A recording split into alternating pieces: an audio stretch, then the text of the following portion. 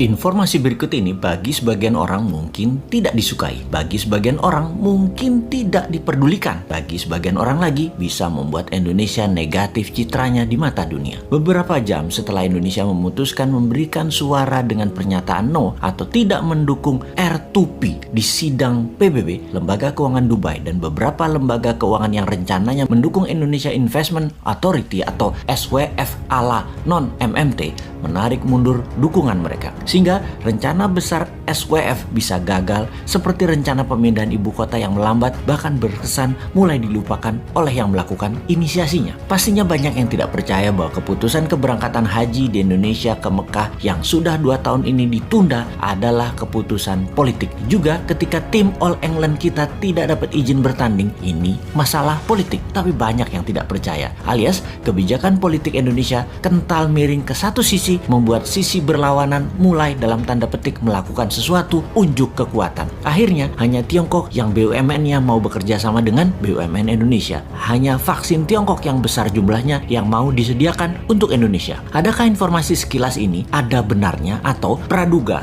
tak ada alasan seperti info yang disampaikan para buzzer bayaran ahli pecah belah bangsa ini? Apa itu R2P yang dijawab oleh Indonesia no dengan alasan yang mengada-ngada, lebih tepatnya maksa alias vote no-nya biar berkesan tidak membela kakak tertua Indonesia saat ini yang bernama Tiongkok. R2P adalah Resolusi Responsibility to Protect, yaitu Indonesia menolak untuk bertanggung jawab melindungi dan mencegah genosida, kejahatan perang, pembantaian etnis, dan kejahatan terhadap kemanusiaan. Kalau disederhanakan, Indonesia itu mendukung genocide, mendukung kejahatan perang, mendukung kejahatan etnis, dan mendukung kejahatan terhadap kemanusiaan. Namun, pinternya dibungkus dengan pernyataan resolusi itu salah prosedur, yang ketika ditanya prosedur mana atau apa prosedur yang benar versi pemerintah Indonesia, nggak bisa jawab juga. Sudahlah, Anda pejabat itu membela kejahatan perang karena harus satu kata sama dengan Tiongkok. Sudahlah, ngaku aja. Singkat cerita, R2P resolusinya dimenangkan yang vote yes atau yang mendukung, atau mereka anti kejahatan perang, anti kejahatan kemanusiaan, di mana Indonesia dengan memvote no, artinya Indonesia anti HAM. Indonesia bergabung dengan 15 negara yang vote no, seperti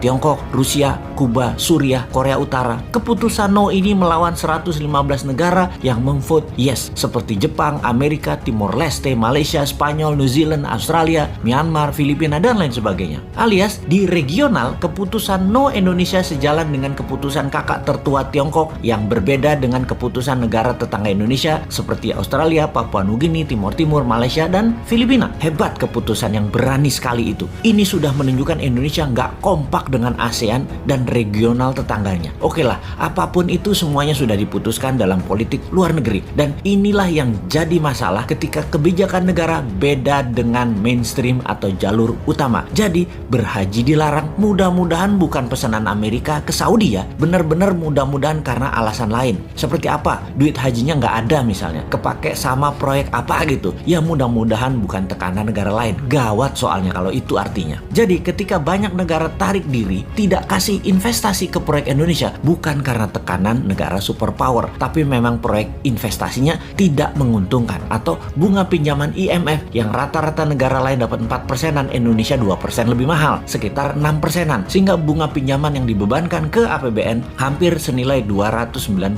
triliun ini karena tingginya bunga pinjaman. Sekali lagi, bunga lebih tinggi bukan pesanan negara superpower, mudah-mudahan ya, karena Indonesia nggak menarik. Efek Indonesia menolak atau vote no Indonesia dalam UN Watch dimasukkan sebagai daftar negara memalukan atau list of shame country. Juga Amnesty International menyayangkan keputusan Indonesia ini, bahkan banyak yang menyarankan mending abstain sekalian ketimbang menolak no. Ya sudahlah, semoga semua selamat dan semoga tetap banyak yang tidak peduli dengan hal-hal seperti begini. Teruslah menjual diri untuk 2024 walau tanpa konsep bernegara. Silahkan membangun model populer dan terlihat suci. Toh rakyat sama seperti bosman ini, bodoh semua. Jadi wahai rakyat, tetaplah rebahan, tetaplah tidak peduli, tetaplah tidak bermanfaat, dan tetaplah menjadi beban APBN.